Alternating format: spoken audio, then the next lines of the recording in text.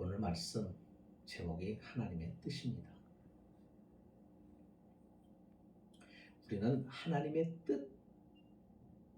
뜻을 알고 싶어 하죠. 하나님의 뜻이 무엇일까?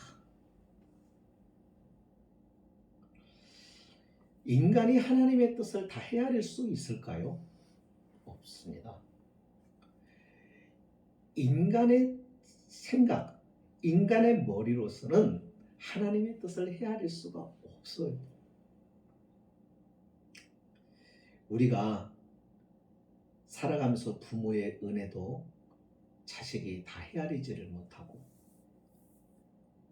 스승이 하는 말도 그 의미와 뜻도 제자들이 다 알아채리지를 못합니다.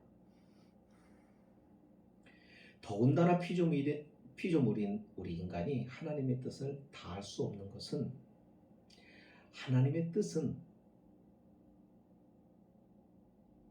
이 지상에서 알 수 있는 것을 초월하여 위에 있기 때문에 하나님의 뜻을 우리가 온전히 알 수는 없습니다. 그래서 우리가 신앙생활 하면서 더 알고 싶은 게, 우리 삶에서 어렵고 힘들 때 주의 뜻이 무엇일까? 주님은 어떤 뜻을 가지고 계실까?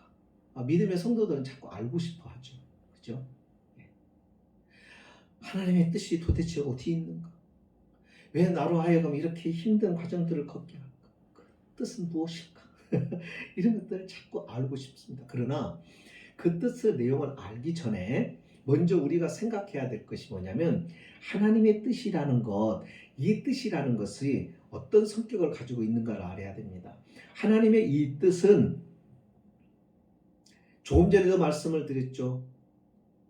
초월하여 위에 있는 뜻이라고요. 그러니까 하나님의 이 뜻은 모든 만사의 원인,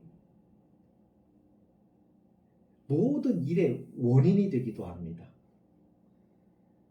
그 뜻에 따라서 모든 만물이 질서를 유지합니다. 하나님의 뜻이라고 하는 것은 절대적인 것이에요. 다시 말하면 어떤 것에 영향이나 제한을 받지를 않아요. 하나님의 뜻은 누구와 의논할 필요가 없습니다. 그런 의미에 있어서 하나님의 뜻은 독단적이에요. 유동적이지가 않아요. 고정되어 있어요. 변하지가 않아요. 영향을 줄 수 없어요. 어떤 환경이 달라진다고 해서 하나님의 뜻이 변형되거나 달라질 이유도 필요도 없는, 그것이 바로 하나님의 뜻이에요. 하나님의 뜻은 그래요. 근데 그 하나님의 뜻이 오늘 본문에 뭐라고 나와 있느냐 하는 겁니다. 그 내용이 설명이 되어 있어요. 변하지 않고 어떤 것도 영향을 받지 않고 절대적이고 독단적인 그 하나님의 뜻이 무엇인가를 밝혀주고 있는데, 뭐라고 말씀하고 있습니까? 내 아버지의 뜻은 아들을 보고 믿는 자마다 영생을 얻는 이것이다 그랬습니다. 그러니까 그 아버지께서, 성부 하나님께서 아들이신 예수 그리스도를 보내시고 그 아들이신 예수 그리스도를 보고 믿는 자마다 영생을 얻는 것이 하나님의 뜻이거든. 근데 이 뜻은 절대로 변하지 않는 것이다. 스펄천 목사님이 신앙생활 하면서 하나님에 대해서 이제 구약 성경을 쭉 읽지 않았겠어요. 쭉 읽고 성경을 읽다가 구약에 보면은 하나님이 조금 신약과 다르게 느껴지는 게 뭐냐면, 좀 무서운 모습들이 나와요. 그죠? 죄에 대해서 하나님이 경고하고 심판하고 하는 내용들이 너무 적나라하게 나오죠. 그리고 하나님의 말씀을 어긴 자, 안식일을 범한 자 어떻게 하라고 하는 것이 나옵니다. 부모에게 어떻게 한 자는 어떻게 하라 하는 것들이 나오죠. 아시죠? 자, 그런 걸 내용을 이렇게 보면은 하나님이 어떤 분이세요? 대쪽 같은 분이세요. 분명하신 분이세요. 준엄하세요. 그런 하나님이 뜻을 세웠다. 그런 하나님의 뜻이 있다. 그러면 그 뜻이 뭘까? 알고 싶은 마음과 더불어 두려움이 함께 밀려. 스펄전 목사님이 그랬대요.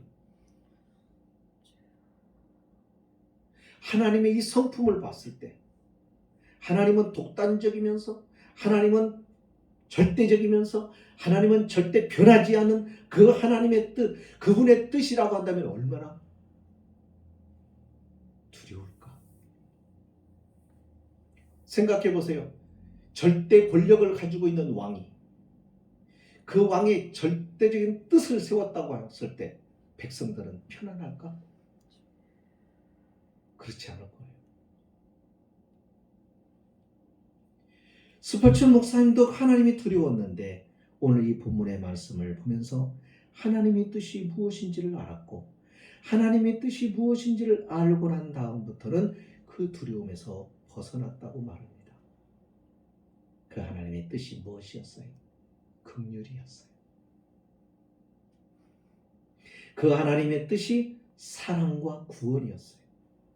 그것을 알고 스펄전 목사님은 환희와 기쁨으로 그의 품속으로 뛰어들어간다라고 말합니다.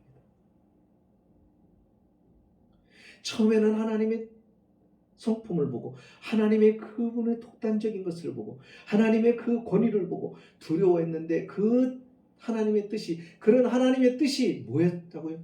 우리를 향한 긍휼이었고 사랑이었고 구원이었다는 것을 깨닫고 난 다음부터는 이제는 두려움에서 벗어나서 그 하나님의 품속에 뛰어들어가서 안기고 싶었다고 그래요.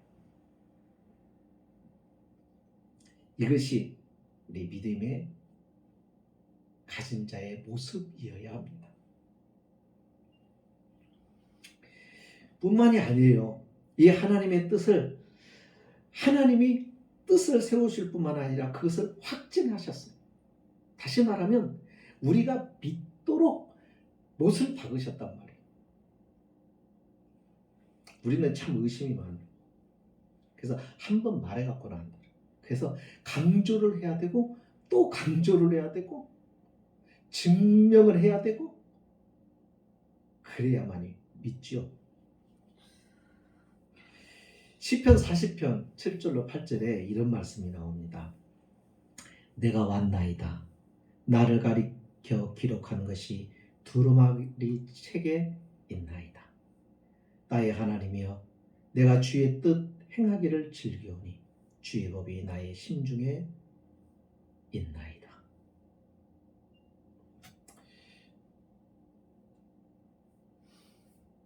내가 왔다. 다윗이 썼습니다. 그런데 이 내용을 잘 보면 누가 연상이 되냐면 주님의 모습이 연상이 되는 거예요. 다윗은 영감을 받아서 시를 쓸 뿐이에요. 그런데 그것이 누구를 가리키는 것이었어요? 주님을 가리키는 거였어요.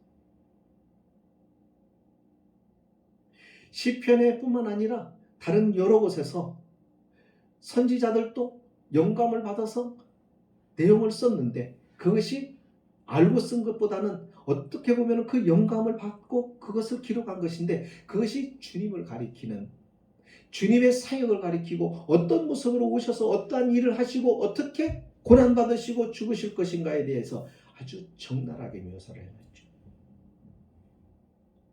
그래서 하나님은 성경에 그리고 예수님 자신의 지금 입으로 그것을 확증을 해 주시는 겁니다. 내 아버지의 뜻은 아들을 보고 믿는 자마다 영생을 얻는 이것이니 마지막 날엔 내가 이를 다시 살리라.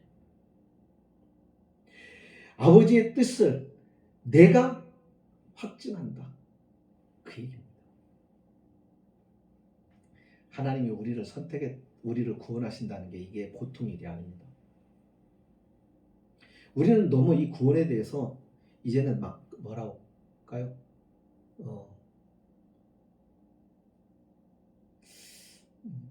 둔해져 버린 것 같아요. 요즘 구원받은 것에 대해서 막 감동하고 감격하고 하는 성도를 거의 못 봅니다.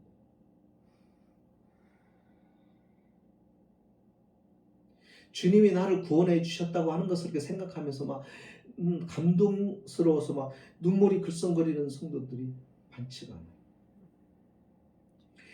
찬송을 부르며 눈물을 글썽거리는 성도들도 많지도 않아요. 기도하면서 우는 성도들도 많지가 않아요. 근데 옛날에는 왜 그렇게들 울었나 몰라.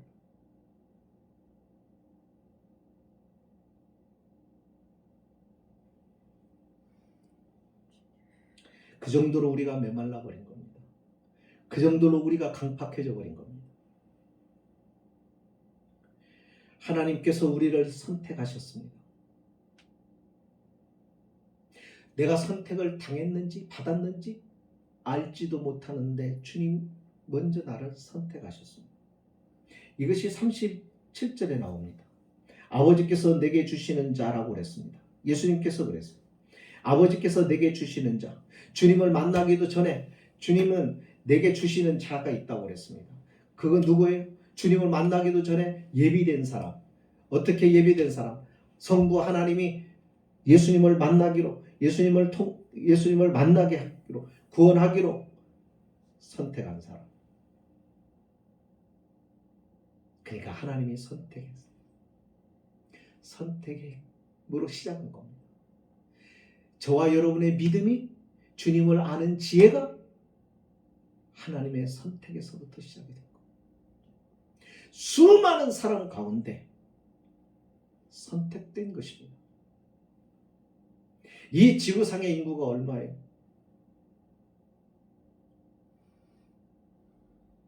70억? 그 중에서 선택된 거예요.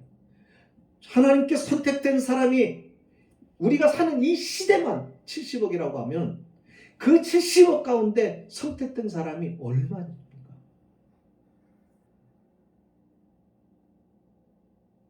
그러니까 우리는 특별한 존재. 이것은 너무나도 귀한 거죠. 선택해 주실 뿐만 아니라 우리가 믿음이 흔들릴까봐, 우리의 신앙이 떨어질까봐 주님께서 이 하나님의 선택하심을 완성이 될 수 있도록 보존해 가시겠다고 39절에서 말씀하십니다. 나를 보내신 이의 뜻을 내가 주신 자 중에서 내가 하나도 잃어버리지 아니하겠다고 말씀합니다. 확실히 내가 보증하겠다. 내가 확증을 한다. 내가 너를 지켜낼 것이다. 한 영혼도 잃어버리지 않도록.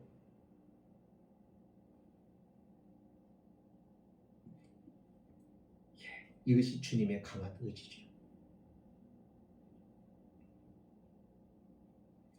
그리고 40절에 오늘 우리가 읽은 말씀은 하나님의 구원의 온전한 곳으로 우리를 이끌고 가시는 겁니다. 그러니까 하나님께서 우리에게 생명을 주시죠. 하나님께서 우리에게 내가 알지 못한 순간에 나를 선택하신 그 선택에 어떤 뭔가가 있는 거죠.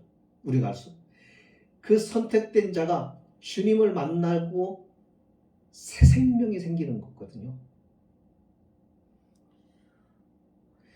주님을 만나고 영원한 생명을 얻게 되는 것이거든요. 그러면 이 영원한 생명으로 인하여서 그 생명이 우리 안에 전부 스며들도록 우리의 인격과 우리의 생활과 우리의 언어와 우리의 습관 속에 전부가 배어들도록 섭리하시는 거예요. 그럼 우리가 뭘 하는 게 없어요.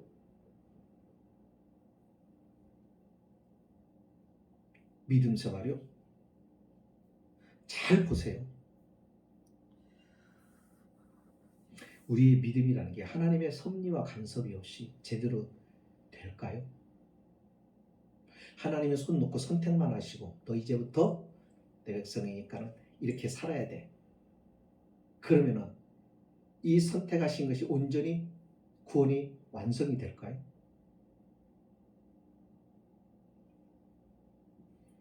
우리가 우리를 알잖아요. 안 됩니다. 그러니까 구원 자체는 우리의 의지로도 안 되는 거예요.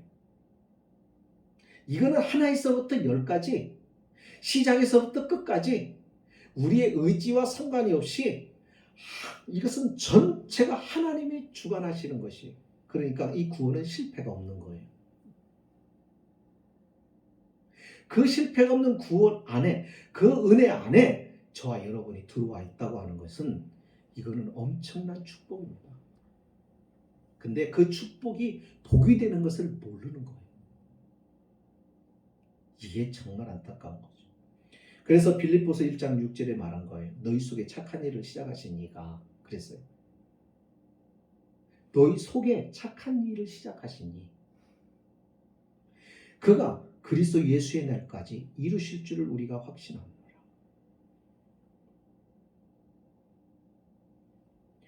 주님이 시작하셨고 그분이 우리를 인도해서 우리가 그리스도 안에서 행할 수 있도록, 그것이 완성될 수 있도록 하나님의 계획이 다 거기에 포함되어 있고 그 계획과 섭리를 이루어 가신다는 것입니다.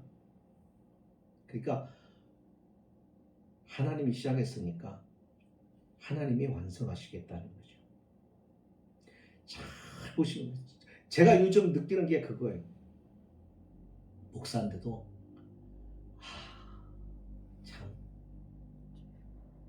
내가 얼마나 부족했나 하는 것들이 항상 깨달아지고, 은혜가 아니면은 이게 소망이 없다고 하는 것을 계속 고백 안 할 수가 없더라고요. 로마서 8장에서 사도 바울도 그렇게 말합니다. 그리스도인의 삶 속에 하나님이 의도하신 바가 나타나. 이렇게 소개해요. 우리가 알거니와 하나님의 사랑하시는 자, 하나님의 사랑하시는 자, 선택한 사람.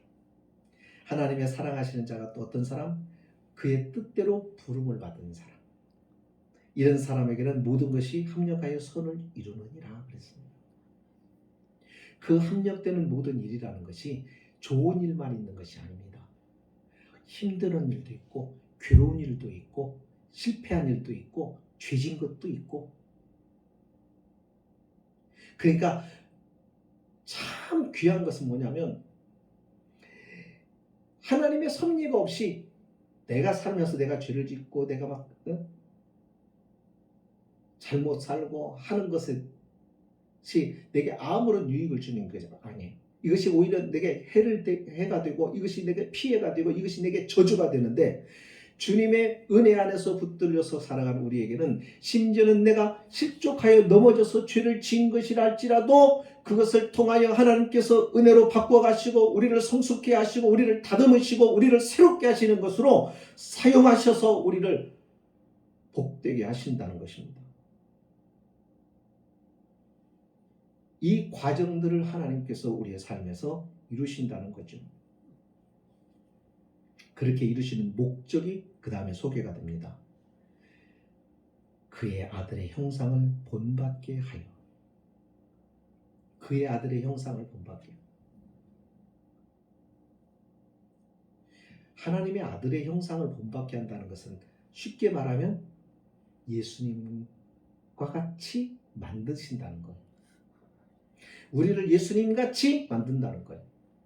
우리를 예수님의 인격처럼, 예수님의 습관처럼, 예수님의 모습처럼 우리를 바꿔내신다. 이것이 하나님께서 우리를 구원하신 목적이에요.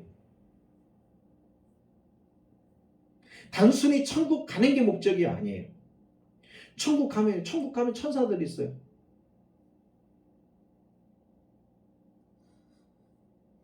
그러나 천사가 천국에서는 영광을 받는 존재가 아니거든요. 예수님 정도 돼야지. 우리를 하나님의 형상으로 다시 회복시켜 놓는다는 거예요. 이게 주님 하나님의 원래 구원의 목적이란 말이에요.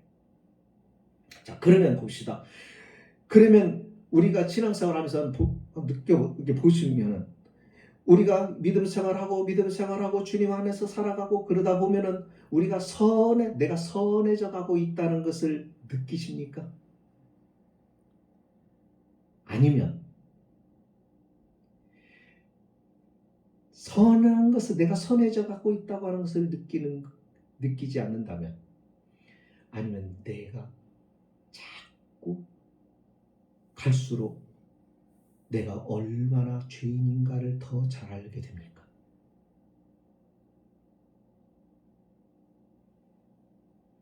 어떠해요?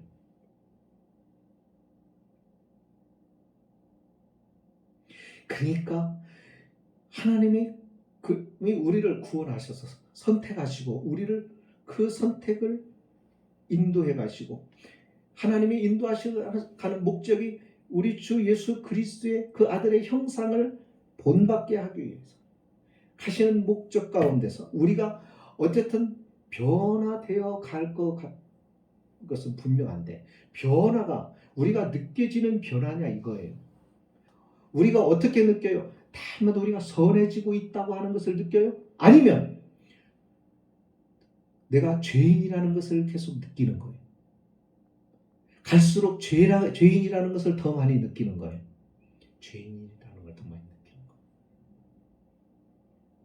그러니까 사도 바울이 처음에는 사도들 중에 작은 자라고 그랬습니다. 그러니까 13번째 12사도 중에서 자신은 13번째 사도라고 그랬어요. 근데 그의 신앙의 마지막에 노년에 인생이 가장 무르익고 신앙의 연조가 깊어지고 신앙이 가장 성숙해지고 그리고 온전해진 그때 가서는 그가 뭐라고 고백해요? 죄인 중에 괴수라고 말해요. 그러니까 신앙의 안에서 우리가 자라난다는 게 뭐예요? 내가 선해진다고 하는 거, 내가 착해진다고 하는 거, 내가 그렇게 변화되어 간다고 해서 느끼는 게 아니라 어떻게 우리가 느끼는 것은 어떻게 느끼는 거예요? 겉은 우리가 발전하고 이렇게 변화되어 갈 것입니다. 더욱더 성숙해져 가고 거룩해지고 갈 것입니다. 그러나 우리가 느끼는 것은 뭐냐면은 자꾸 우리가 죄인이라는 것을 느낀다는 거예요.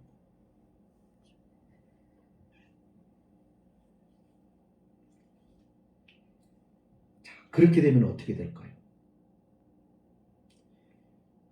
갈수록 주님께 나를 통제하도록 나를 하나님 주님께 드리게 됩니다. 주님이 나를 통제하도록 내가 허락을 하는 거예요. 그렇지요?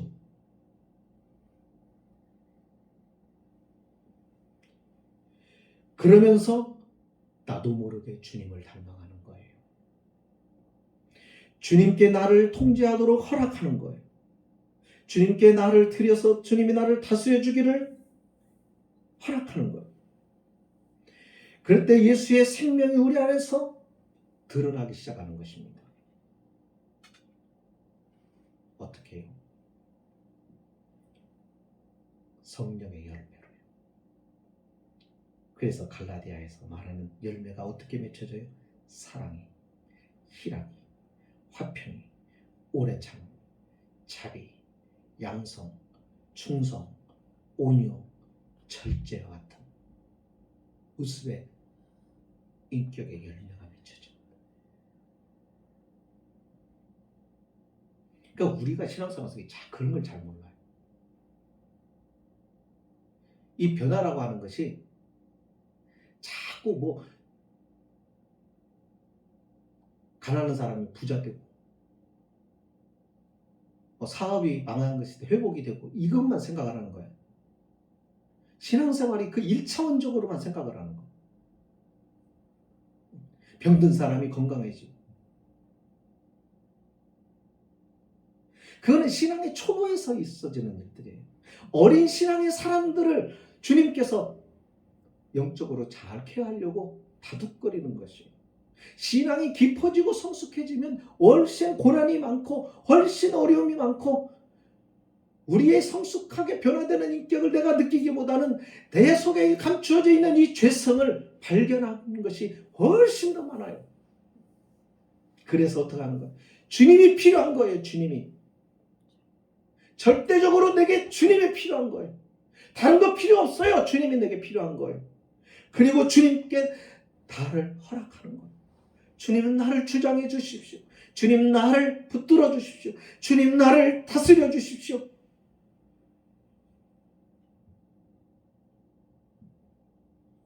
근데 우리는 신앙생활 그렇게 안 하고 어떡합니까? 잘난 척들 한다고. 잘난 척.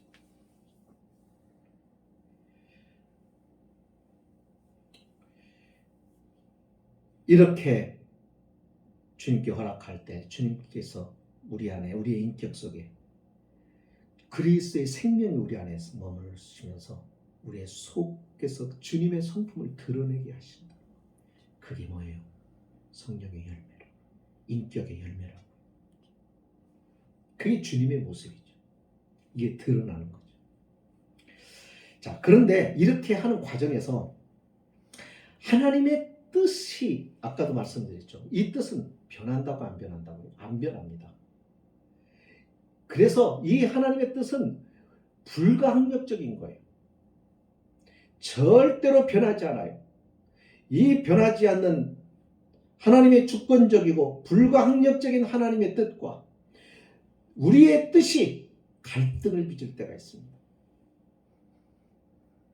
불가항력적인 피할 수 없는 하나님의 뜻을 우리가 항거하려고 할 때가 있어요. 그때 하나님은 어떻게 하실까요? 그때 하나님 우리를 다스리기 시작합니다. 그 다스림은 더욱더 예리해지고 결국 하나님께 정하신 길로 우리가 갈 수밖에 없도록 하나님 우리를 끌고 가십니다.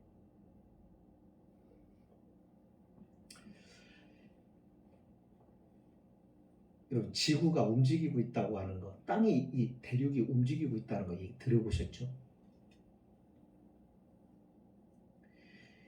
그래서 그 과학자들의 이야기는, 지질학자들의 이야기라면 유럽 대륙하고 아메리카 대륙이 이렇게 붙어 있다가 아프리카는 남미하고 유럽 쪽에는 북아메리카하고 이게 붙어 있다가 점점 이게 움직여서 떨어져서 아메리카 대륙이 형성이 됐다라고 얘기를 해요. 지금도 움직인답니다.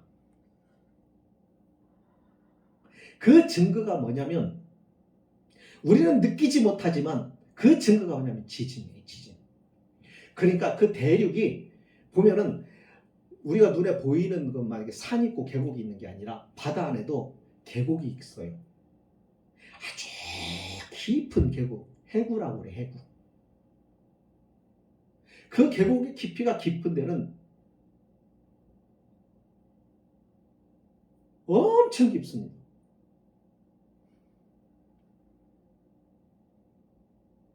수백 킬로가 되는 경우도 있어요.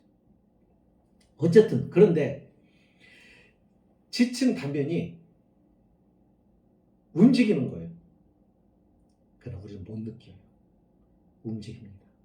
그러나 매일 조금씩 일정한 간격으로 계속 움직입니다. 이것이 움직이는데 이 지층 단면이 이렇게 됩니다. 이렇게 되면서 하나는 이렇게 마찰을 빚게 되죠. 그러면서 들어가면서 이렇게 어그러져서 나옵니다. 이렇게 움직여요. 움직이면서 가장 예리한 부분, 가장 민감한 부분이 부딪히면은 여기서 막 충돌이 더 크겠죠? 그래서 발생하는 게 뭐예요? 지진이.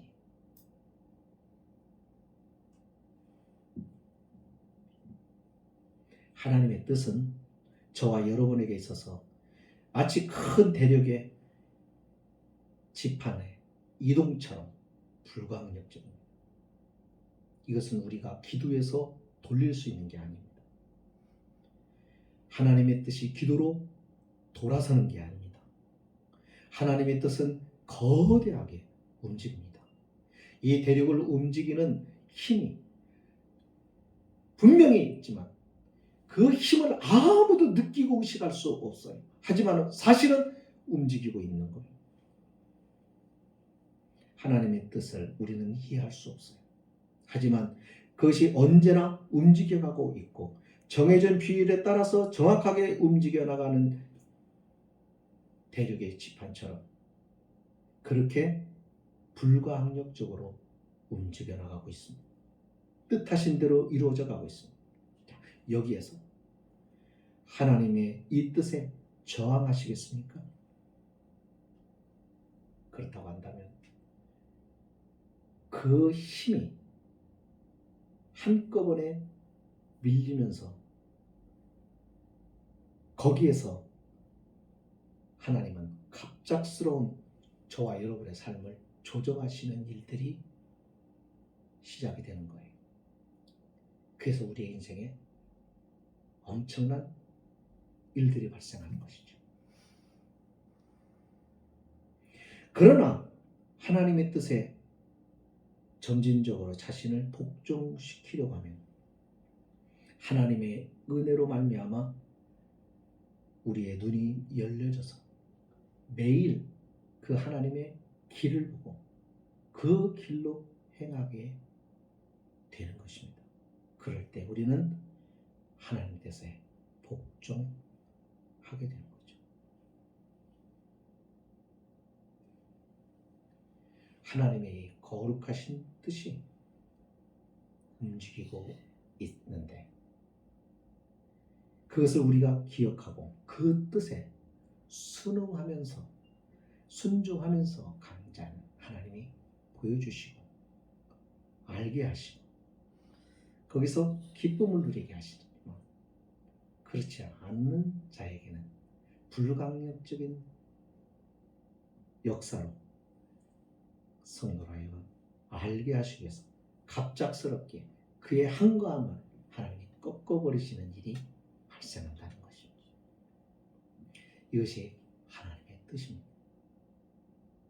그러므로 우리의 신앙생활에서 정말 중요한 건 하나님의 뜻, 우리는 그 뜻이 무엇인지 하나님이 밝혀주셨고 이것은 절대로 그 무엇으로도 저항해서 바꿔 올 수 있는 것이 아무것도 없다는 것.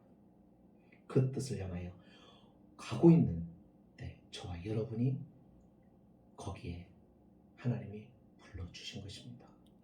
그 사실을 늘 기억하고 세상에 살아갈 때 여러 가지 일들이 발생하지만 이것 때문에 우리의 마음을 빼앗기고 정신을 빼앗기고 이것 때문에 우리의 감정이 막 흔들리고 그럴 게 아니라 항상 하나님의 이 구원의 큰 불강력적인 뜻을 기억하며 그 주님 안에서 시대마다 하나님을 바라보고 하나님의 뜻에 자신을 복종시켜가는 우리의 삶이 될 때 하나님이 깨닫게 해주시고 보여주시고 알게 하셔서 그 모든 일들의 비밀들을 보며 하나님과 함께 걸어갈 수 있도록 은혜를 베풀어 주시는 것이죠.